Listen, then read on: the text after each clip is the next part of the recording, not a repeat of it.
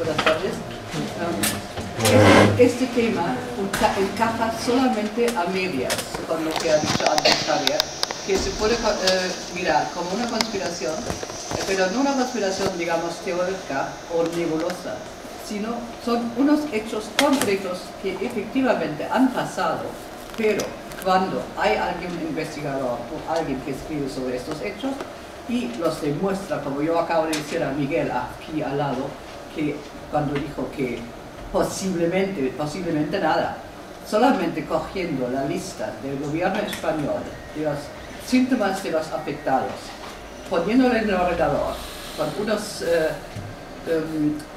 servidores de toxicología, el ordenador te escupe los productos que han intoxicado a esta gente. Así que nada de invenciones aquí.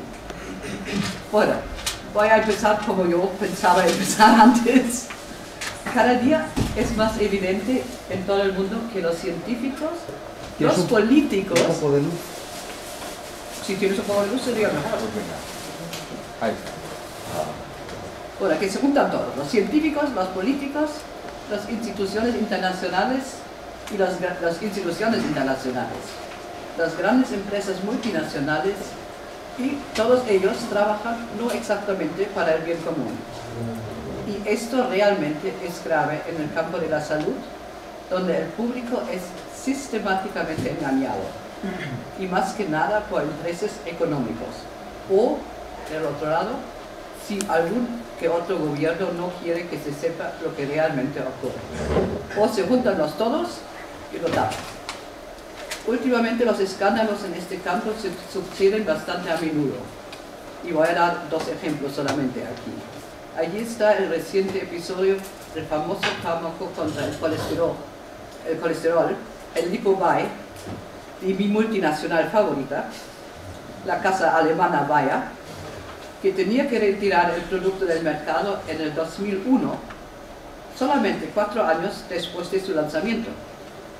Tan solo en los Estados Unidos había causado decenas de muertos y la empresa tenía que recompensar a sus familiares con sumas que superaron el $1 billón.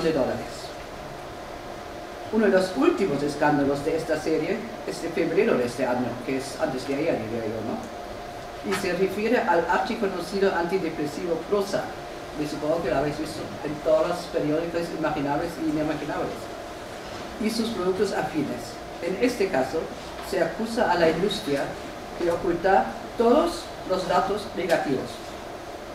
Desde su lanzamiento al mercado en 1988, unos 54 millones de personas en todo el mundo han tomado Prozac, que es mucha gente, diría yo, generando decenas de billones de dólares para sus inventores, la multinacional Eli Lilly.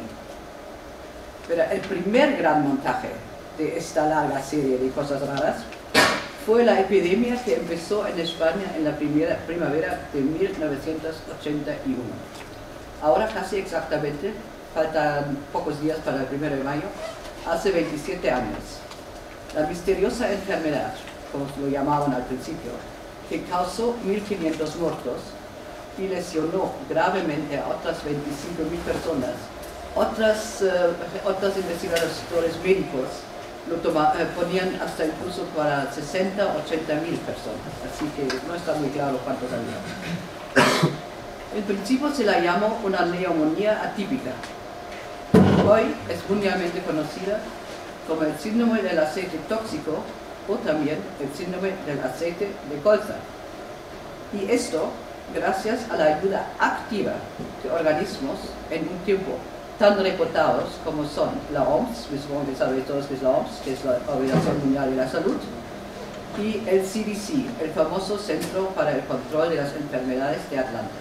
Yo cada vez que oigo, cuando pasa algo en el mundo, y cuando oigo en la radio o en la tele, expertos de la OMS o expertos del CDC han dicho, empiezo a temblar.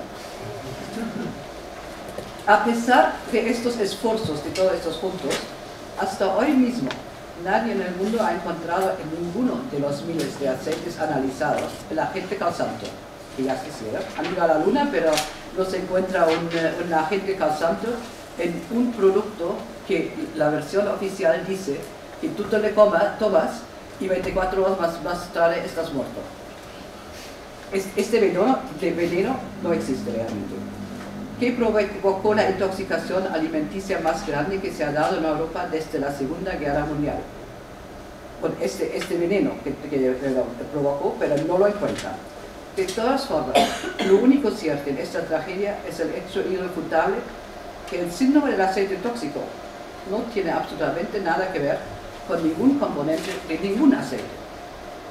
Es más, y aquí le digo lo que yo estaba explicando antes, si se cogen todos los síntomas que ha publicado el Ministerio de Sanidad español y esta lista, que es bien larga, se mete en un ordenador, el ordenador escupe que han sido los causantes unos productos organofosforados. Y yo aquí digo con toda razón, no pesticidas, lo que has dicho tú, sino productos, porque los organofosforados han sido descubiertos, el primer organofosforado, en los años 30, por un tal Dr. Gerhard Strahler, lo podéis mirar en internet cuando queréis, de la Casa Bayer.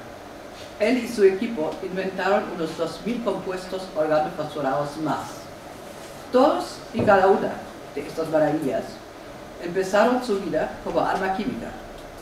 Y por esto no quiero decir pesticida, porque tú coges cualquier producto, porque uno de los más famosos que inventaron esta gente es el paratión. Y el paratión también empezó su vida como arma química, como el E205.